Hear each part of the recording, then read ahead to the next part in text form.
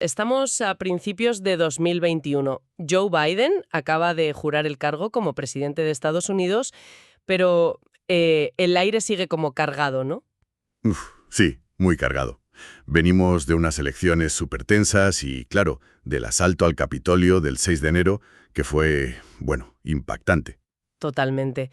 Y en medio de todo eso, las miradas puestas en una figura clave de la tecnología, Jack Dorsey. El CEO de Twitter en aquel momento, sí. Tenía una comparecencia en el Congreso a la vista, en marzo, y había muchísima expectación. Normal, porque Twitter y él estaban en una encrucijada tremenda, ¿verdad? Exacto. Llevaban años, digamos, lidiando con una pregunta que parece simple pero no lo es. ¿Qué es Twitter? ¿Una plataforma neutra? ¿Un simple tablón de anuncios digital? O se había convertido ya en un editor de contenidos en la práctica. Ahí está la clave. Porque la respuesta tiene unas implicaciones legales enormes, sobre todo por la famosa sección 230 de la ley estadounidense. La sección 230. Sale en todas partes últimamente. Esa ley de decencia en las comunicaciones. Recuérdanos un poco qué dice. Pues básicamente protege a las plataformas online de ser responsables por lo que publican sus usuarios. O sea, si alguien dice una barbaridad en Twitter, en principio Twitter no es el culpable legal. Vale, eso por un lado. Pero también les permite moderar, ¿no? Eso es. Les da, digamos, carta blanca para quitar contenido que consideren objetable, y esto es importante, sin perder esa inmunidad. Es como un doble escudo. Un escudo muy potente. Pero claro, mientras todo este debate legal estaba ahí, El problema de la desinformación, las fake news, no paraba de crecer, y ya no era una cosa teórica, ¿eh? ¿qué va? Hemos visto el impacto real. Interferencia en elecciones, problemas de salud pública enormes, pánico social. Exacto.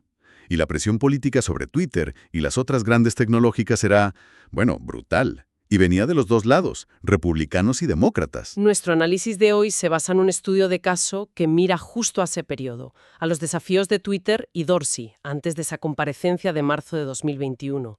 Queremos entender bien esa situación límite. Sí, el objetivo es desgranar un poco ese equilibrio imposible que tenía que hacer Dorsey. Libertad de expresión por un lado, evitar daños por otro. Navegar las presiones políticas, regulatorias y, al final, definir qué demonios es Twitter en nuestra sociedad. Vamos a meternos en los argumentos clave, en las tensiones de ese momento. Perfecto. Empecemos por el núcleo legal, plataforma versus editor y la sección 230. Has mencionado los dos pilares, la inmunidad y la protección para moderar. ¿De dónde salió esta ley? Pues mira, es de 1996. Imagínate, Internet estaba casi en pañales. Nació por la preocupación por la pornografía infantil online. Luego tuvo sus líos legales, pero la versión que conocemos la impulsaron un republicano, Chris Cox, y un demócrata, Ron Wyden. Curioso, ¿no? Bipartidista en origen. Sí, la cláusula clave es esa. Ningún proveedor será tratado como el editor o portavoz del contenido de otros. Y luego la protección del buen samaritano para poder moderar sin miedo a demandas por censura, digamos. Entendido. ¿Y Dorsey? ¿Cómo se posicionaba Twitter oficialmente? Pues históricamente Dorsey defendía a capa y espada la idea de Twitter como plaza pública digital, un espacio abierto, neutral para la conversación. Nada de ser un editor que elige que se publica. Claro, muy diferente a un periódico tradicional como el New York Times, que dice buscamos la verdad y asume esa responsabilidad. Totalmente opuesto, en teoría. Pero claro, la realidad es más complicada. Ya me imagino. Porque los usuarios no lo veían tan neutral, ¿verdad? Para nada. A finales de 2020, fíjate, más de la mitad de los usuarios en Estados Unidos, un 53%, creía que la información falsa era un problema grave en Twitter. O sea que la percepción chocaba con esa idea de neutralidad. Y esa percepción, claro, conecta de lleno con el problema de las fake news. Un término que, bueno, popularizó mucho Donald Trump, pero que va más allá. Mucho más allá. La desinformación ha existido siempre, ¿no? El boca a boca, los rumores. Pero con las redes sociales y los móviles, la velocidad y la escala son, bueno, de otro planeta. Y las consecuencias son muy reales. El estudio menciona ejemplos impactantes. Sí, como lo del huracán Sandy en 2012. Tweets falsos diciendo que la bolsa de Nueva York se había inundado. Imagínate el pánico. O lo de Sri Lanka en 2018. Rumores en Facebook sobre musulmanes que acabaron en violencia física, contra tiendas, contra casas. Es tremendo. O durante la COVID, ¿recuerdas el caso de Maktaye Benassi? Una reservista acusada falsamente de llevar el virus a EU. Sufrió un acoso terrible. Es que la desinformación salta de la pantalla al mundo real y hace daño de verdad. Y cuesta dinero. Forbes estimó pérdidas millonarias en bolsa, costes sanitarios por desinformación sobre vacunas, daños a la reputación. Una barbaridad. ¿Y cómo se combate eso? Porque parece una lucha imposible. Es muy difícil. Cuentas falsas que roban fotos, titulares para engañar y ganar dinero con publicidad en webs falsas, y cuando les pillan se van a otros sitios más oscuros. Es complicado seguirles la pista. En medio de este caos está Twitter, fundada en 2006, y Jack Dorsey. Háblanos un poco de ellos. Bueno, Twitter creció rapidísimo. 1.000 millones de tweets a la semana ya en 2011. Salió a bolsa en 2013. Le costó ser rentable, pero lo consiguió entre 2018 y 2019. Y sus ingresos, publicidad sobre todo, ¿no? Publicidad y también licencias de datos. Vendían datos a empresas como Bloomberg, por ejemplo. Y Dorsey, bueno, es un personaje. Cofundador, volvió como CEO en 2015. Sí, tiene esa imagen un poco de gurú de Silicon Valley, ¿no? Con la barba, interesado en meditación, criptomonedas. Exacto.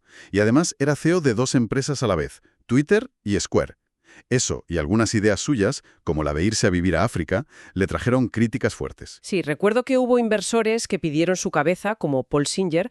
¿Crees que esa personalidad suya, quizá más filosófica, influyó en cómo afrontaron estos problemas? Hombre, es posible. Su insistencia en la plaza pública, su interés por la descentralización, quizás le costó asumir un papel más activo, más de editor, al principio.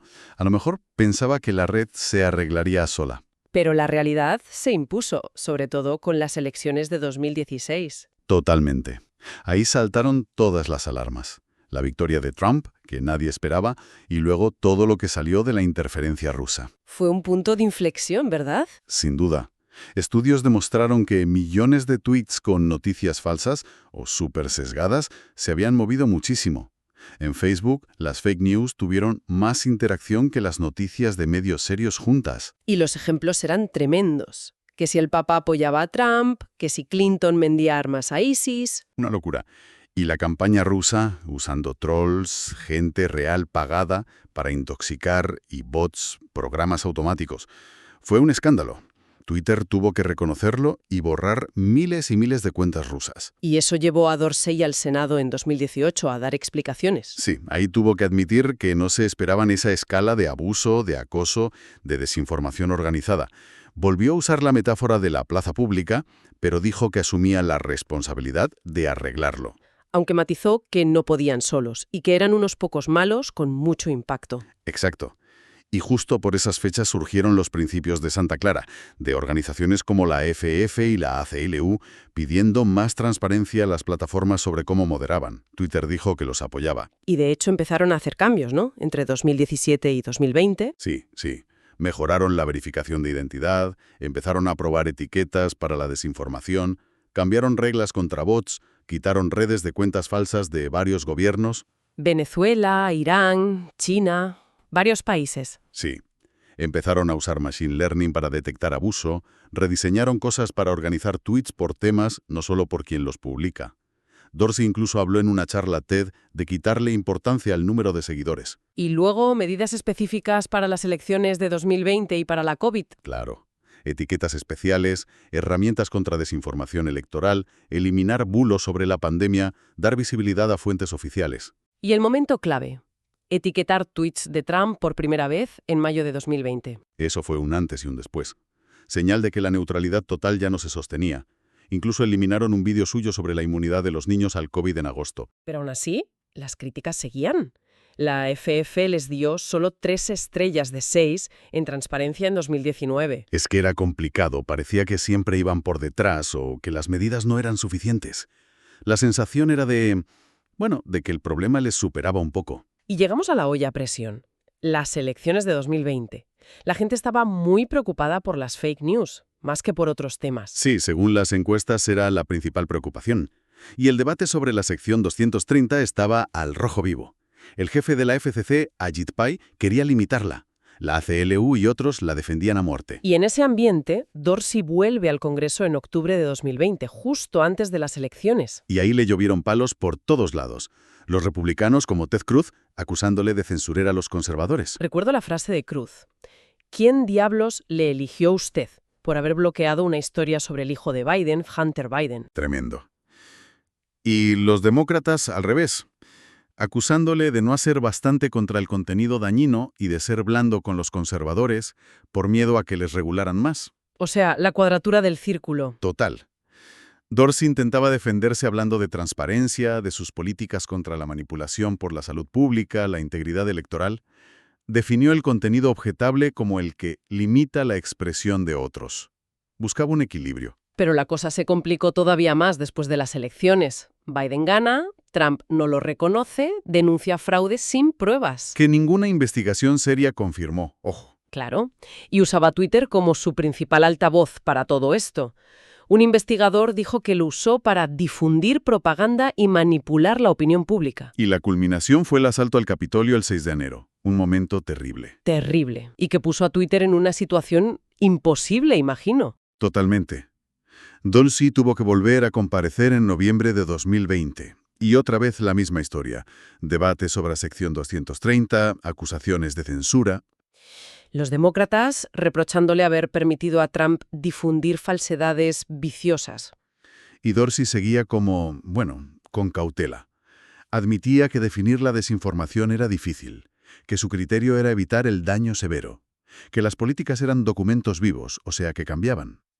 Después, por escrito, propuso cosas. Reglas más claras, procesos de apelación fáciles, dar más control a los usuarios sobre los algoritmos, como buscando soluciones más técnicas o individuales. Parecía buscar una salida, sí. Pero para principios de 2021, ya con Biden en la Casa Blanca y la comparecencia de marzo acercándose, la paciencia en Washington se había agotado. Salió una declaración muy dura de congresistas de ambos partidos, ¿no? Durísima. Decía algo así como: las grandes tecnológicas han fracasado, la autorregulación ha fracasado. El mensaje era clarísimo. Así que Dorsey iba a esa comparecencia de marzo contra las cuerdas. Necesitaba una defensa sólida, un mensaje claro. Dicen que para estas cosas hay que llevar 3 puntos clave, ¿no? Sí, es lo que se suele recomendar. Necesitaba rearticular la posición de Twitter. Quizás anunciar algo nuevo para calmar los ánimos.